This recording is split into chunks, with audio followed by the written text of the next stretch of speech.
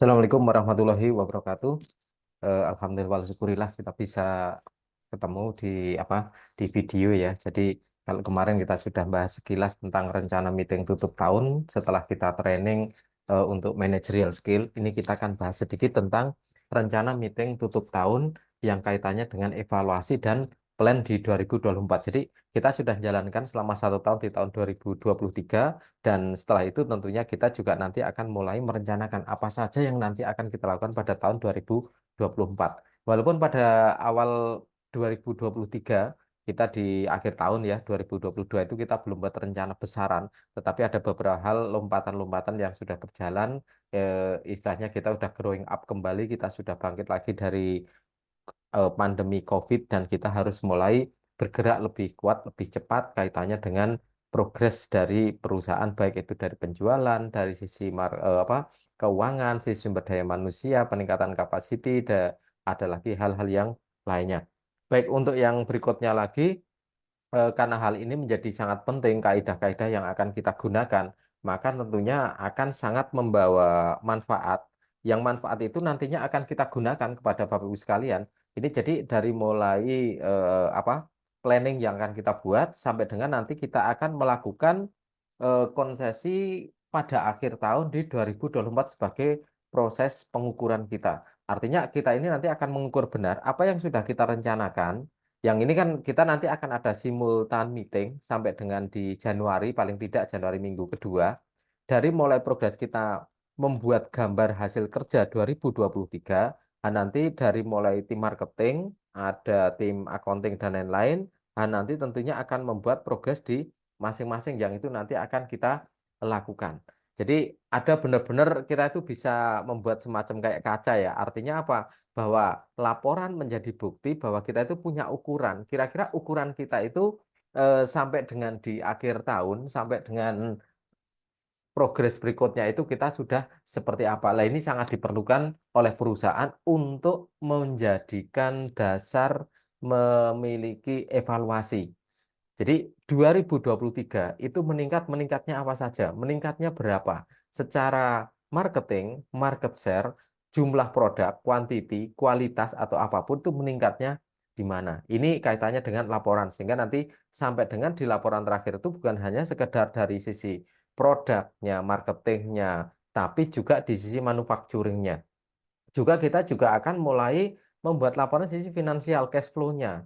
Cash flow 2023 itu seperti apa? Kita bayar untuk ya hal-hal yang lain dari mulai yang pokok HPP sampai itu seperti apa kalau di SMU, kalau di tempatnya global nanti biaya marketing dan itu seperti apa dan efeknya seperti apa. Jadi kita keluar biaya, imbal baliknya itu apa? Lah ini perlu membuat sebuah bentuk laporan sehingga kita tahu yang kita lakukan itu sebenarnya ada sebuah benefit, profit yang masuk ke kita atau tidak.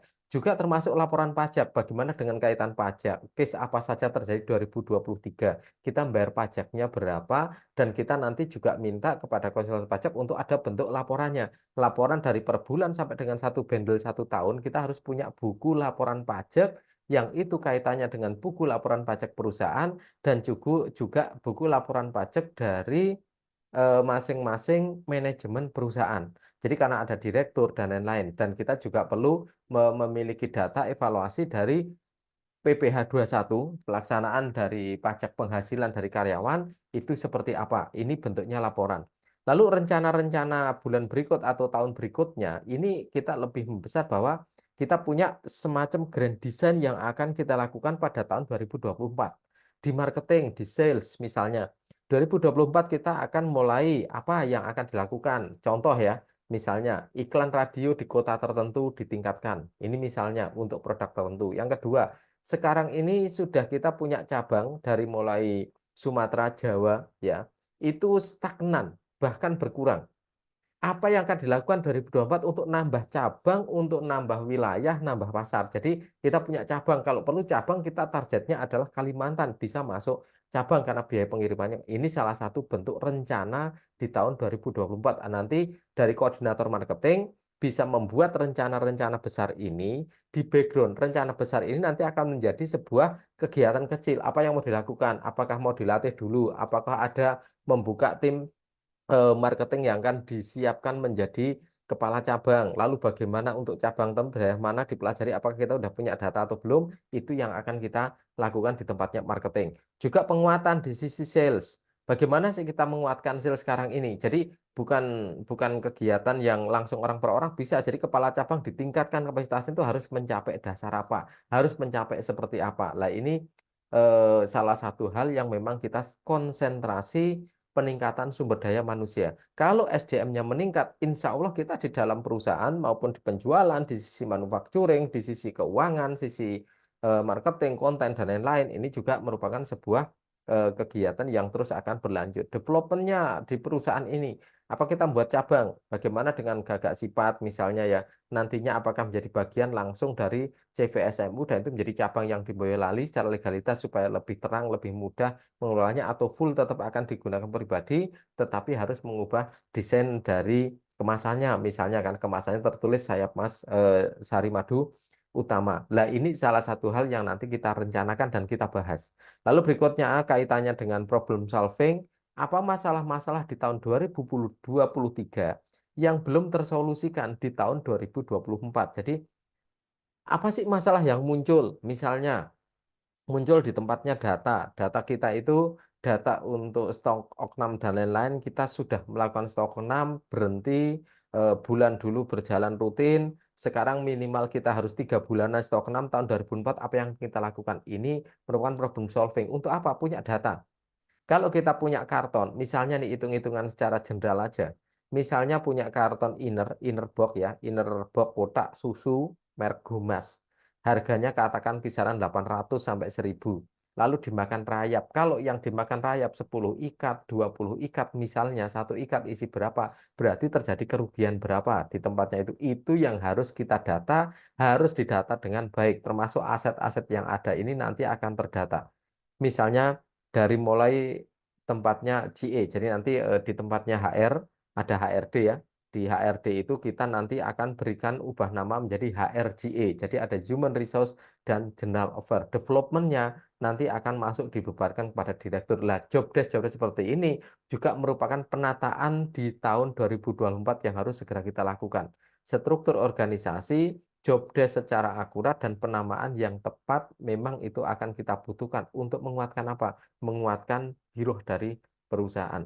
Nah, ini yang akan terkait semuanya dari mulai top manajemen. Jadi nanti mungkin saya, Pak Anto, Mbak Tama akan banyak diskusi, terus nanti dengan Ibu dan lain-lain ya ini dikaitkan dengan top manajemen, lalu dengan bidang HR mungkin saya akan dengan Pak Anto, dengan Mas Agus, dengan Mbak Septi, lalu di koordinasi marketing saya akan dengan ada Mbak Puput, Mas Agus, Mbak Septi, ada Pak Cip, karena ini kaitan untuk memajukan dan bisa jadi kita akan memanggil kepala cabang senior lain untuk memberikan masukan kaitan dengan rencana tahun 2024.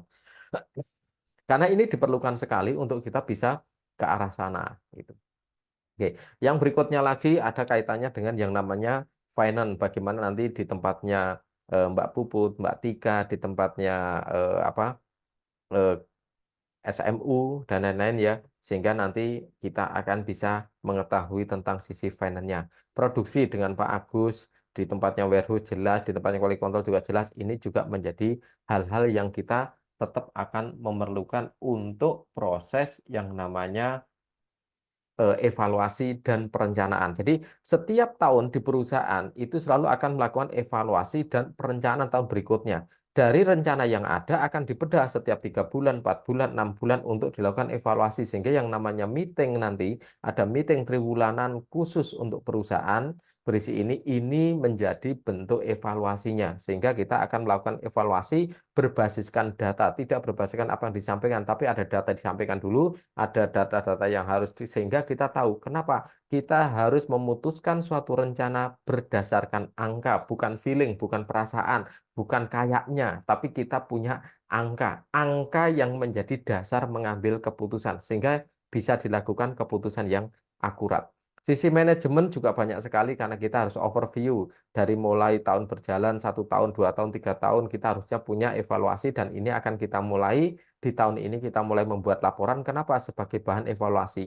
Karena kita dengan evaluasi nanti kita tahu tantangan barunya apa, target perusahaannya nanti bagaimana di 5 tahun mendatang. Kita mulai akan sebuah membentuk visi perusahaan sehingga visi yang sekarang tertulis ada visi untuk kita sharekan itu kita harus mendeskripsikan menjadi sebuah misi tiap tahun. Target perusahaan inilah yang nanti akan menjadi koridor atau rel pelaksanaan dari seluruh komponen perusahaan. Lagi cerita tentang rugi laba, lalu cerita tentang lebih fokus detail dari visi misi yang akan berubah menjadi sebuah action plan atau rencana kerja. Dan ini kaitannya dengan sisi manusianya, materialnya, mesinnya, metodenya, bahkan dari sisi yang lain tentang environment, lingkungannya. Ini yang akan kita juga bahas. Lalu di koordinator sales and marketing ini kita akan bahas review penjualan tahun 2023. Jadi dari mulai masing cabang, masing produk sampai dengan kita tahu produk yang paling banyak menyumbang cash in, menyumbang omset itu yang mana? Mana produk yang paling sedikit menyumbang omset? Siapa PIC-nya? Siapa orangnya? Dan lain-lain. Ini harus masuk di laporan ini. Dan kita harus menentukan target penjualan tahun 2024. Ini yang harus dibedakan nih, antara target penjualan dengan target point.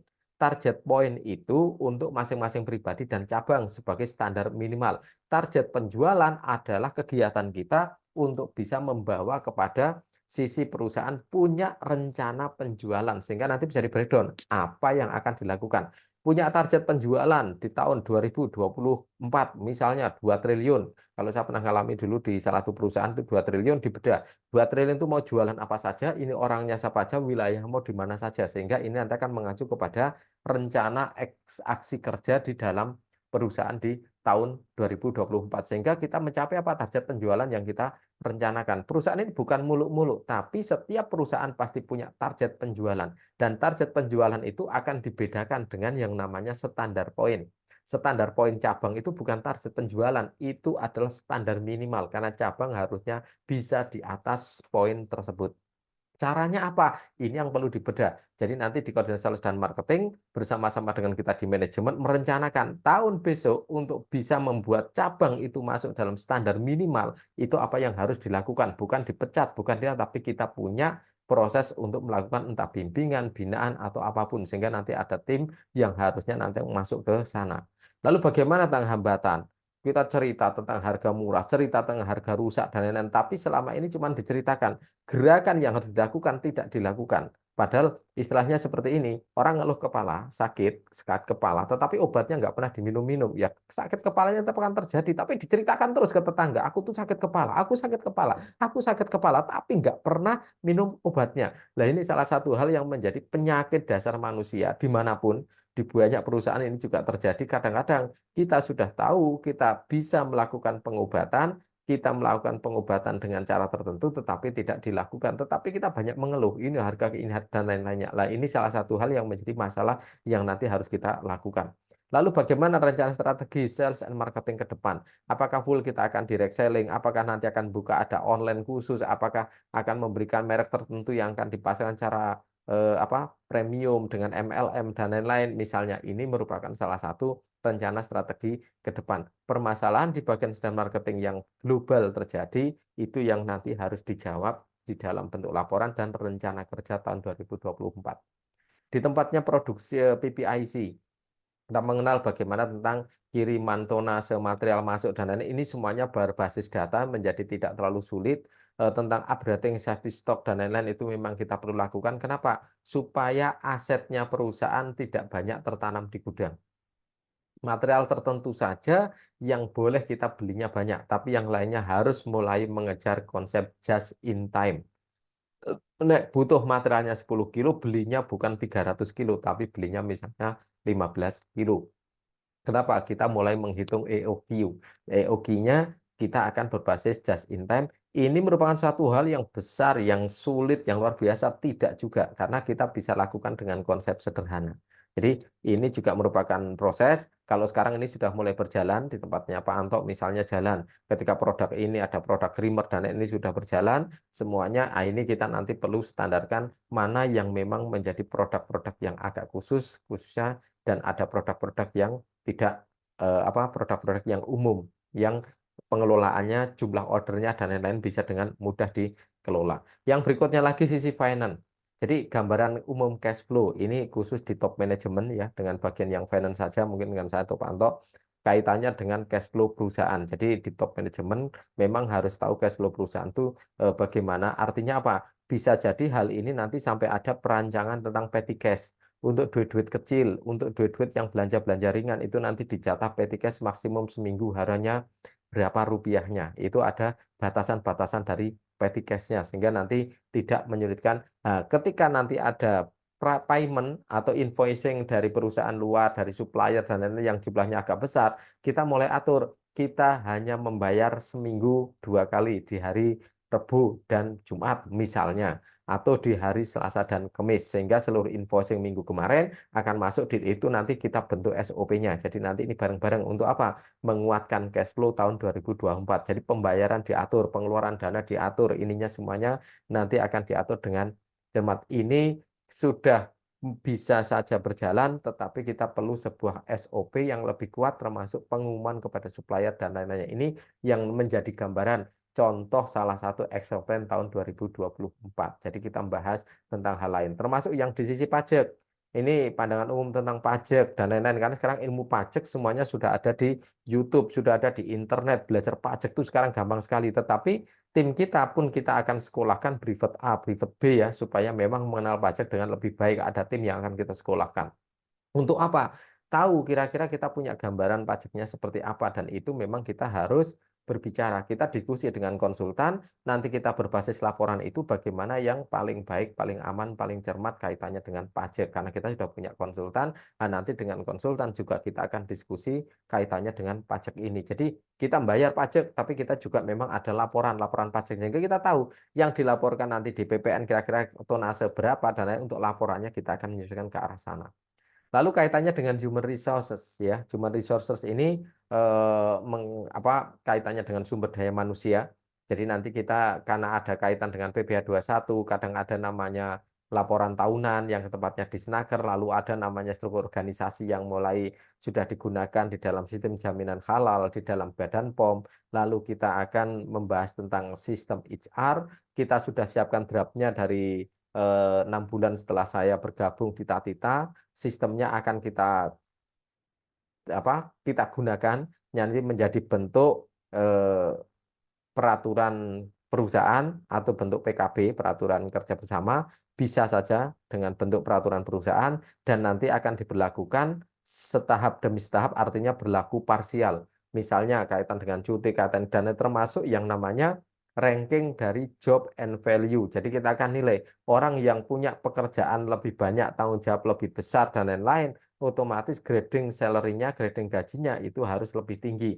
Orang yang punya masa kerja lebih panjang, masa kerja lebih lama, juga nanti ada poin untuk ada tambahan nilai gaji yang kaitan dengan masa kerja. Dan nanti akan kita hitung. Sehingga nanti benar-benar itu merupakan sebuah fair. Fair ini kok kenapa kita butuh? Yes, karena secara syar'i harus berlaku adil. Kita di top manajemen, kita orang-orang yang di manajemen ini adalah pimpinan, kita ini di middle management, ada yang top manajemen, ada Ibu, ada Mbak Tama, ada Pak Anto. Di middle management kita ada manajer-manajer, ada supervisor. Ini merupakan salah satu amanah bahwa kita harus berlaku adil. Salah satunya dalam hal program memberikan gaji. Orang yang punya kinerja lebih besar, lebih tinggi, dan dia punya jasa lebih tinggi, harus dibayar lebih tinggi. Kalau mau memiliki gaji yang besar, memiliki upah yang lebih tinggi, bonus yang lebih tinggi, berarti harus bersedia siap diberikan tambahan pekerjaan, diatur pekerjaannya, dan lain-lainnya. Kira-kira seperti ini. Ini kaitan dengan yang namanya job desk, yang kaitannya dengan ini yang kita atur di job value analysis. Dan nanti akan ngajari ada Mas Agus, Mbak Septi, Pak Anto, saya akan ngajari di bidang ini sampai dengan nanti sudah bisa, oh ternyata outputnya seperti ini.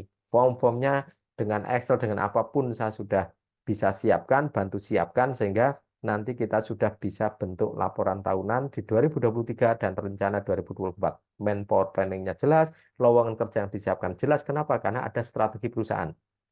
Strategi perusahaan yang mau dicapai 2024 itu nanti akan menghasilkan ada target sale, ada jumlah orang, jumlah ini semuanya akan termaktub di sana. Kenapa? Suatu rangkaian dari sebuah proses evaluasi tahunan dan rencana kerja tahunan sebuah perusahaan.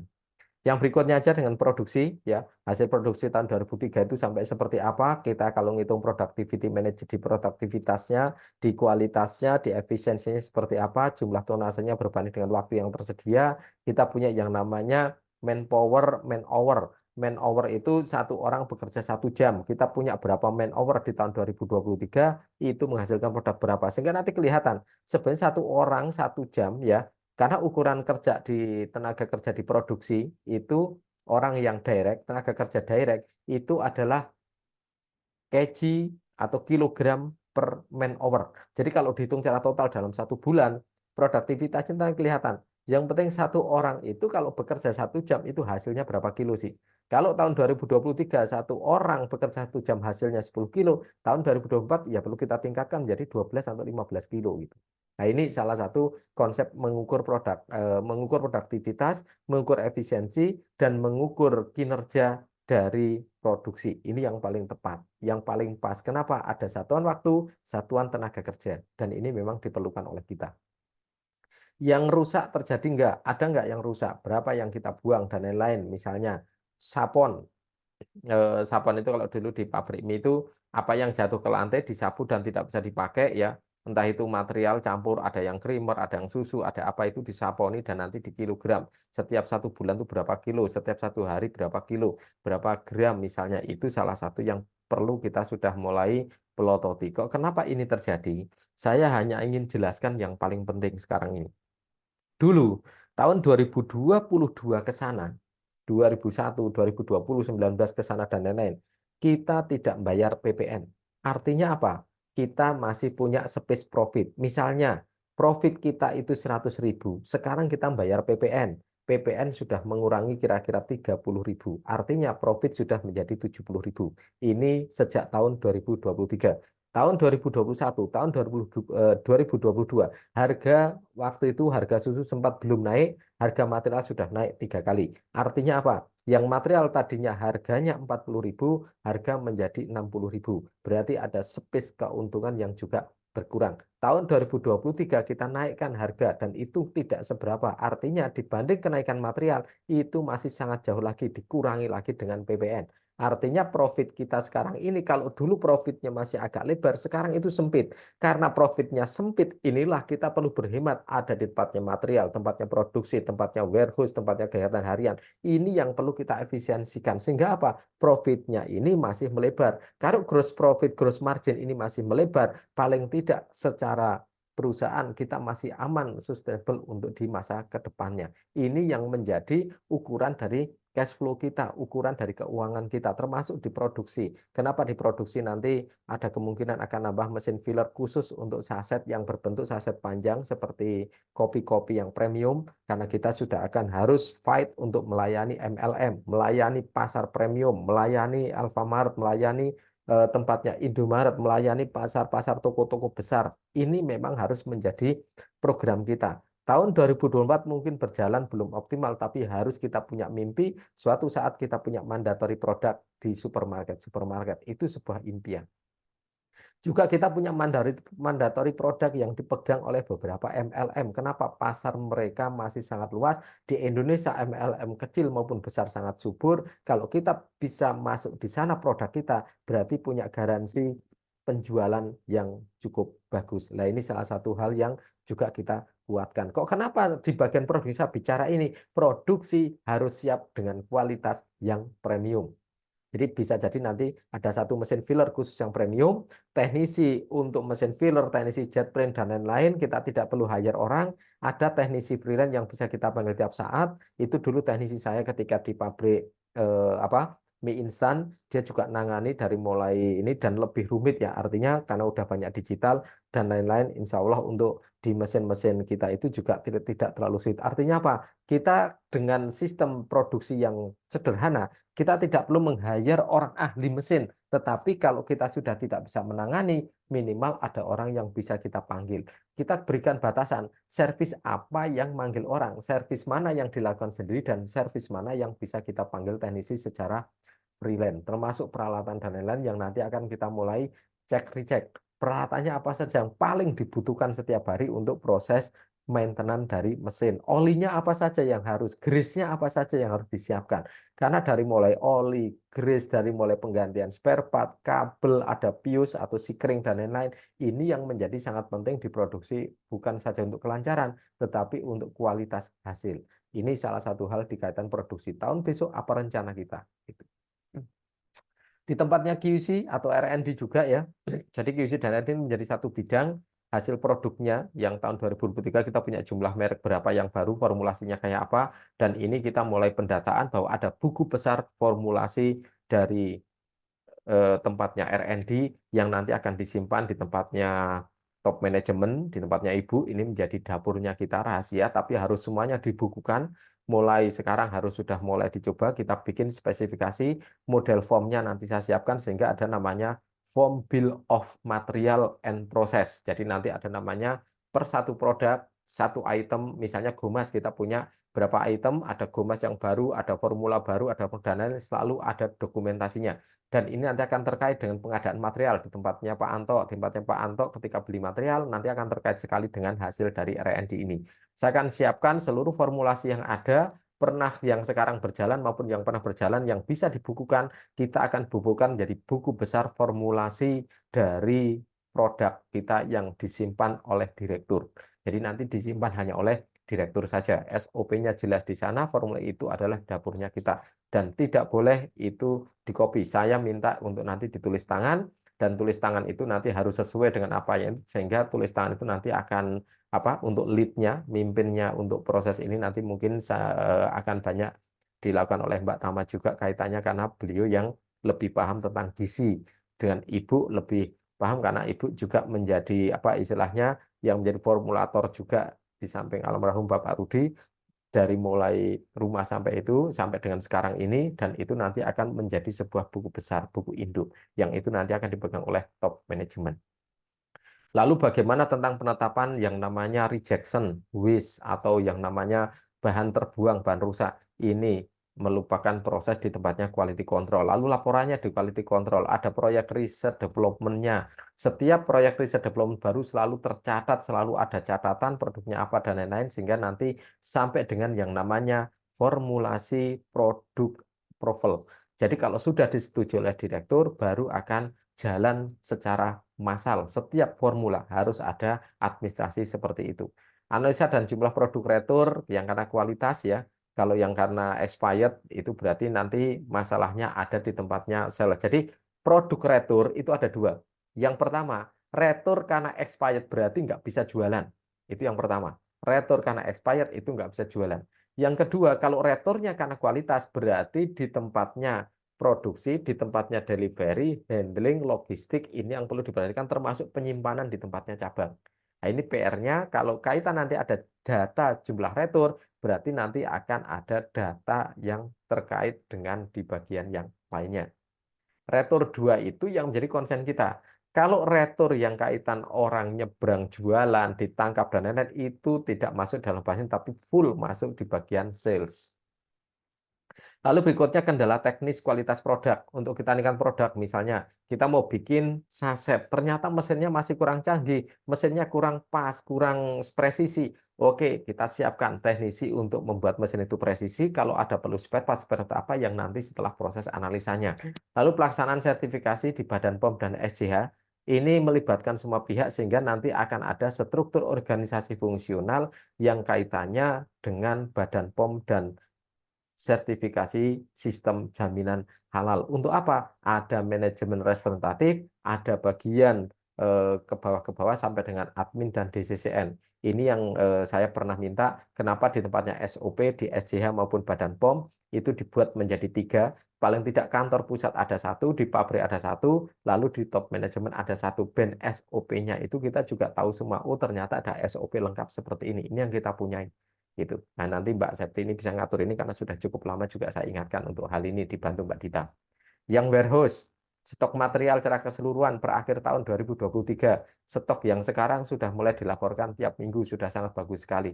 Kok kenapa kita perlu tahu stok? Kita harus tahu harta kekayaan ada yang di pabrik, harta kekayaan bergerak. Karena material itu termasuk harga kekayaan bergerak, termasuk mobil, material, dan itu adalah aset. Kita itu masih punya material berapa sih, punya aset berapa, dan lain-lain.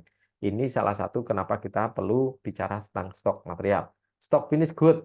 Nah, stok finish good itu per bulan keluar masuk sampai berapa ini masuk laporan di warehouse, walaupun di finished good kita itu ada di tempatnya produksi, sebagian ada di tempatnya logistik, itu nanti masuk akan warehouse. Jadi warehouse itu bukan hanya material saja. Jadi ini warehouse itu nanti yang terkait ini ada Pak Rudi, ada Mas Bayu, ada Mas Tom, ada Mas Agus, ini akan terkait. Kenapa? Karena ini merupakan salah satu proses yang perlu kita cek secara data. Jumlah kerusakan barang, ada nggak barang disimpan di warehouse yang rusak?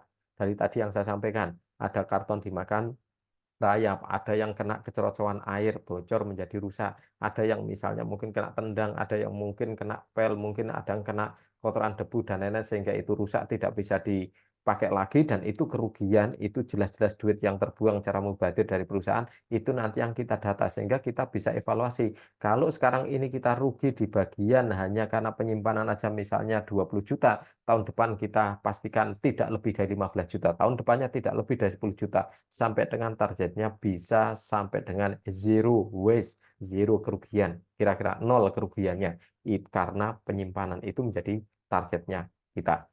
Itu gambaran dari proses yang akan kita lakukan sebagai bentuk laporan tahunan dan membuat rencana kerja yang akan kita lakukan di tahun 2024 sehingga kita ini punya acuan. Kita mengevaluasi tahun 2023 dan kita juga punya sarana untuk membuat rencana kerja tahun 2024. Karena meeting ini nanti akan dilakukan parsial juga di masing-masing dengan marketing, dengan finance, dengan produksi, dengan R&D, dengan ini kita akan meeting dan membuat rencana bareng-bareng sampai dengan di minggu kedua bulan Januari kita akan banyak berkutat, banyak bertemu untuk membahas hal ini dan saya rasa ini memang kewajiban kita di manajemen perusahaan, kita wajib mengevaluasi dan wajib punya rencana kerja. Ini yang bisa saya sampaikan. Mohon maaf kalau ada kekurangan. Terima kasih. Wassalamualaikum warahmatullahi wabarakatuh.